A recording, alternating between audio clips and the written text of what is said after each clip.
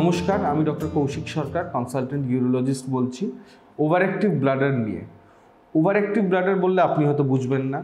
আমরা ছোটোবেলায় অনেক সময় দেখেছি আমাদের দিদিদের, ঠাকুমাদের হুড়মুড় করে বাথরুমের দিকে ছুটে যাচ্ছেন, অনেক সময় রাস্তাতে ইউরিন হয়েও যায়।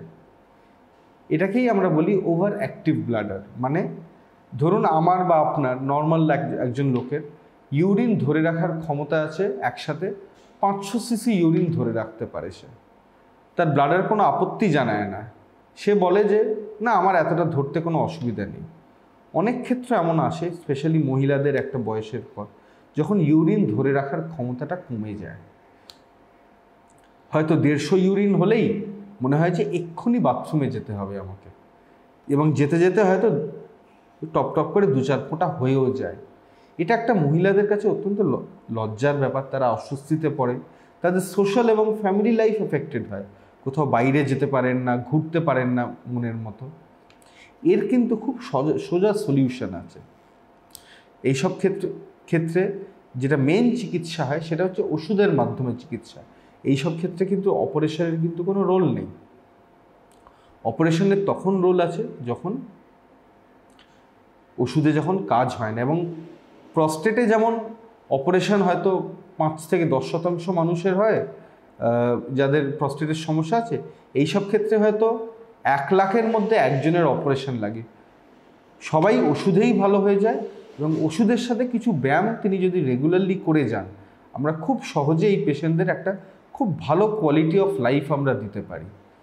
এইসব মহিলারা যখন আসে আমাদের কাছে, প্রথমেই যেটা আমরা করি, একটা গাইনোকোলজিক্যাল এক্সামিনেশন আমরা করিয়ে নিই, হয় নিজেরা করি বা আমাদের কোনো গাইনোকোলজিস্ট কলিগের কাছে পাঠাই, যে কোনো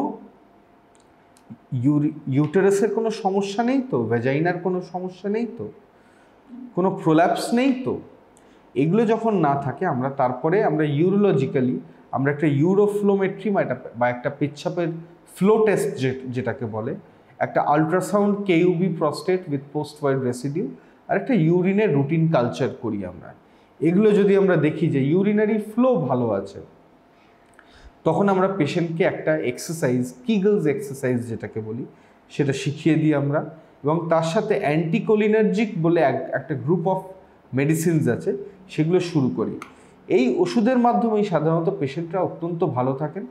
লং টার্মে এই সব ক্ষেত্রে যদি ওষুধ কেউ রেগুলারলি খেয়ে যায়, এক্সারসাইজ যদি রেগুলারলি করে যায় এবং রেগুলার চেক আপে থাকে 3 মাস বা 6 মাস অন্তর, অপারেশনের কিন্তু কোনো প্রয়োজন লাগে না।